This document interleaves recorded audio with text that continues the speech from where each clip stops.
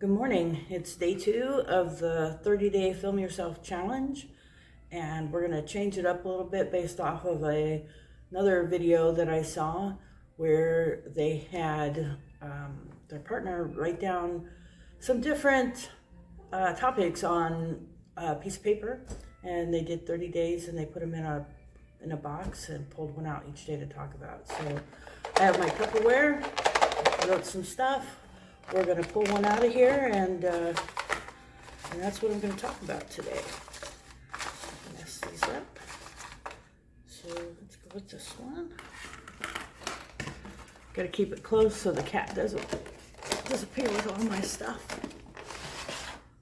Charms of having a cat. Oh, so today we're going to talk about Murphy, one of my favorite subjects. So I have this tattoo, you can see Murphy was a dog. Way back in '97, I was living by myself, and I had I was just by myself, and I really wanted to get a dog. And so I went to the Humane Society in Portland, Multnomah County, actually out in Troutdale. Started looking at dogs. I really wanted a German Shepherd.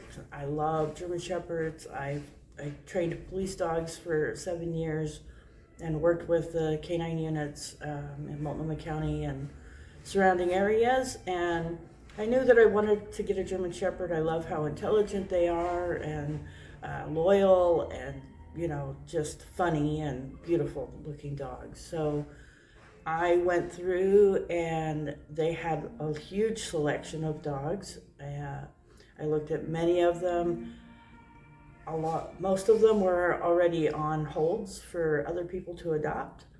So I just kept looking and finally I came across Murphy, and she wasn't a pure German Shepherd. She was a Shepherd Rottweiler mix, and whoever had owned her before had docked her tail, and they had tried to train her to be a guard dog. And so the Humane Society was really cautious about who they were going to let this dog go to. And she wasn't really interested in me at that time. She was more interested in the other dogs and the other kennels and stuff and wanting to play. And she was about 18 months old. But it was her 12th day, and she was the 12th dog that I looked at. She was scheduled to be euthanized the next day, but she didn't because she went home with me.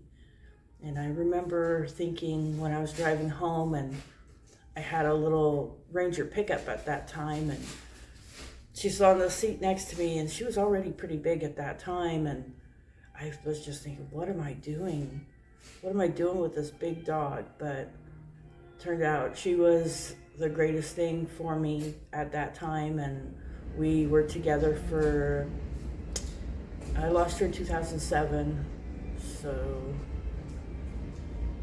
yeah, we were together for a long time. It must have been 90, it was earlier than that when I got her, 95.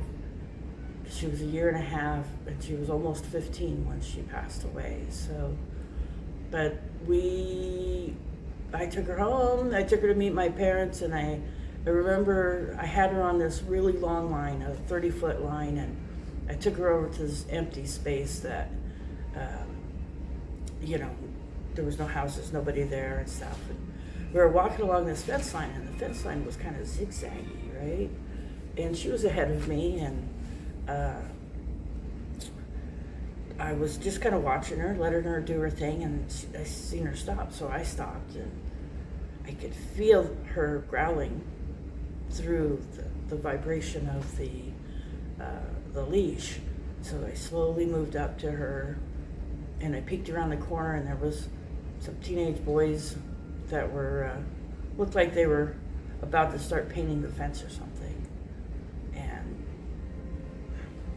I just gave her the command to basically to bark at them with the special command that the police officers would use, and she just went to town and started barking and growling, and those kids ran like their pants were on fire or something. So it was pretty funny to watch.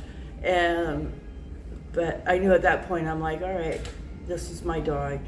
And I forgot to tell you that when I went to adopt her, they weren't, like I said, they wanted somebody who could handle her.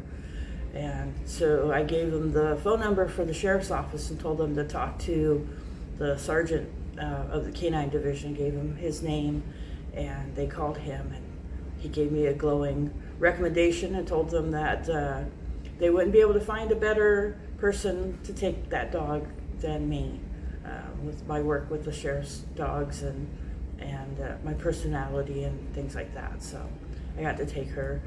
I trained her to be what we call car protective, where I could leave her in the car and leave the doors unlocked. I could even leave the keys in it and nobody was going to mess with that car, because anybody who came close, she would bark at them and, really let them know that she meant business. We had a lot of really good years together. I got a cat named Bandit, who you'll hear about it another time.